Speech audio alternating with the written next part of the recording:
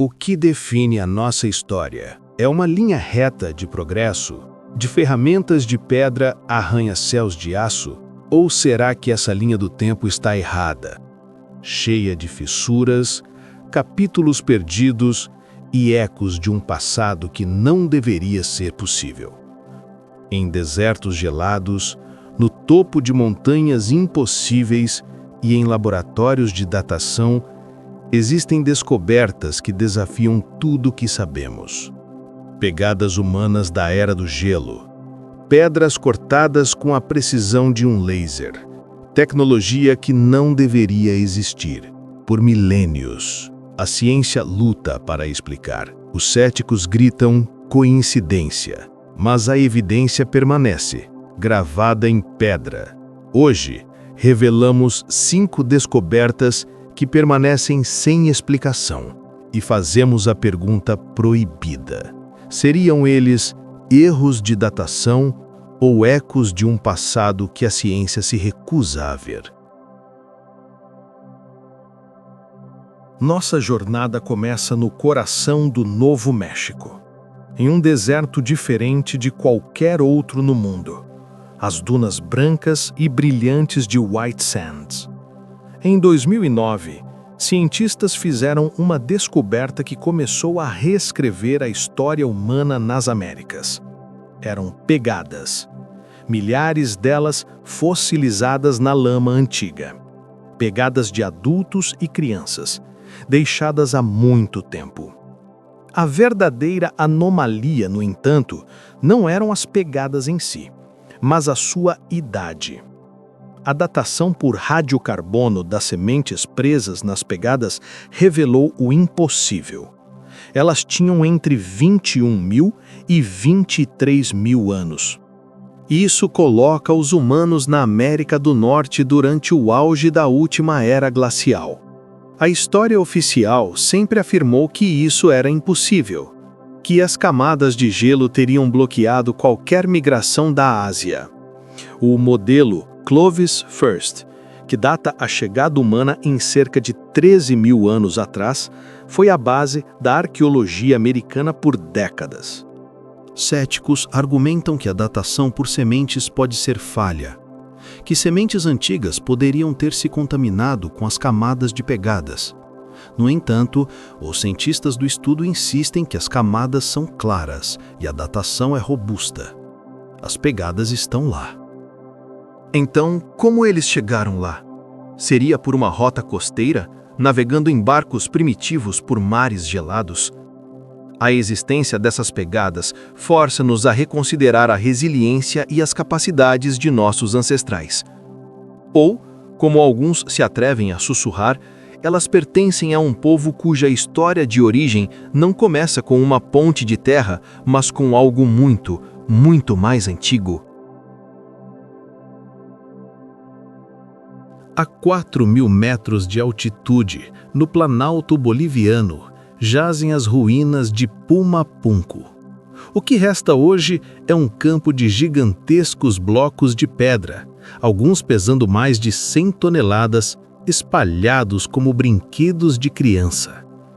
A anomalia não é o tamanho das pedras, mas a precisão com que foram cortadas.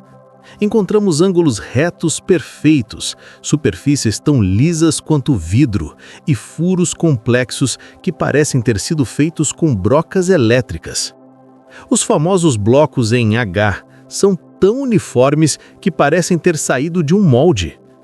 Tudo isso foi feito em rocha de andesita, uma das pedras mais duras do planeta, quase tão dura quanto o diamante. A cultura Tiahuanaco, creditada pela construção, supostamente não possuía a roda, a escrita ou ferramentas de metal duro. A explicação oficial é que eles conseguiram essa precisão usando apenas martelos de pedra, areia e uma paciência infinita.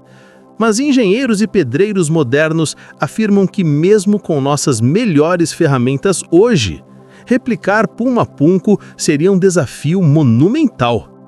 A precisão não é artesanal, é matemática, é mecânica. Então, que tecnologia foi usada? Seriam ferramentas sônicas? Cortadores a laser? Ou será que estamos vendo a assinatura de uma civilização muito mais antiga, cuja tecnologia de construção superava a nossa?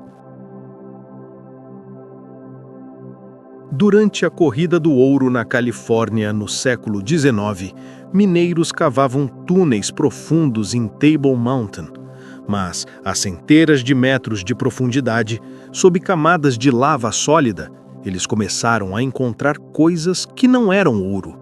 Eram ferramentas microlíticas, pontas de lança, almofarizes e pilões, todos claramente feitos por mãos humanas. A anomalia, a camada geológica em que foram encontrados, eram rochas da época do Eoceno. Isso data os artefatos entre 33 e 55 milhões de anos atrás, uma época em que, segundo a ciência, os ancestrais da humanidade ainda eram pequenos primatas. A explicação cética é que as ferramentas caíram em fendas ou poços de minas antigas, sendo misturadas com os depósitos mais antigos. Mas J.D. Whitney, o geólogo do estado da Califórnia na época, investigou pessoalmente e ficou convencido da autenticidade dos achados. Ele publicou suas descobertas em um livro apenas para ser ridicularizado e ter sua carreira destruída.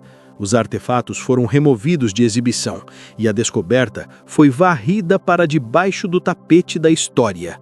Mas a questão permanece. Estariam os mineiros mentindo? Ou a ciência enterrou a prova de que uma civilização inteligente existiu na Terra 50 milhões de anos antes do que acreditamos ser possível?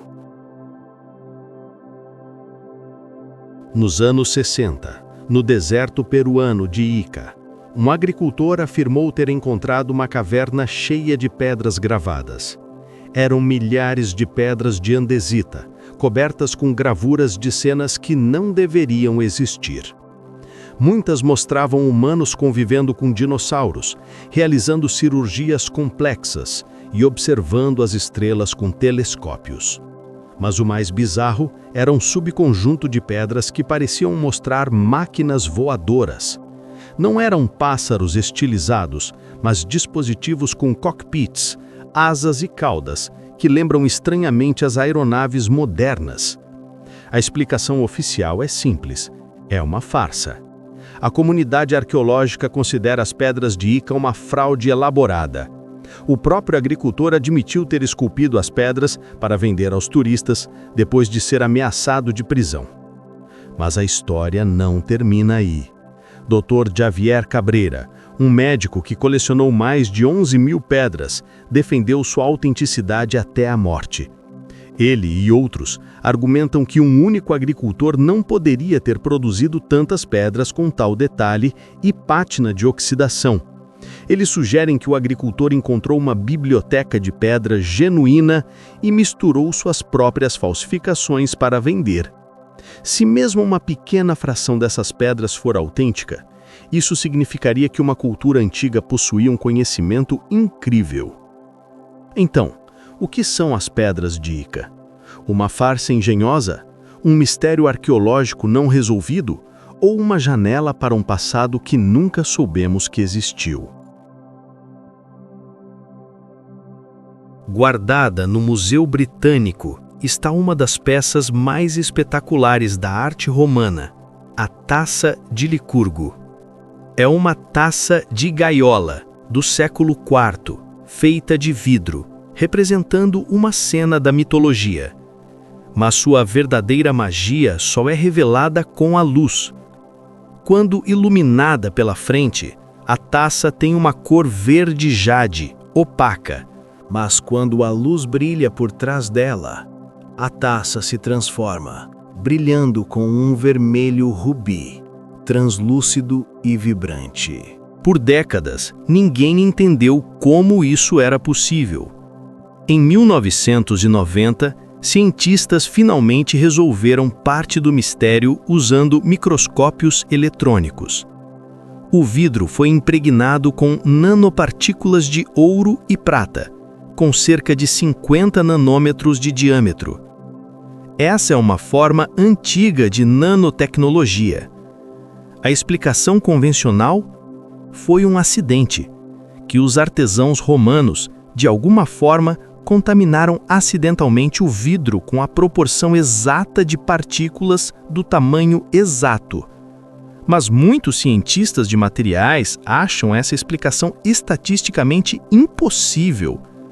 A precisão necessária é impressionante, mesmo para os padrões de hoje. Como eles conseguiram isso? Foi um acidente único na história? Ou a taça de Licurgo é o único exemplo sobrevivente de uma ciência perdida?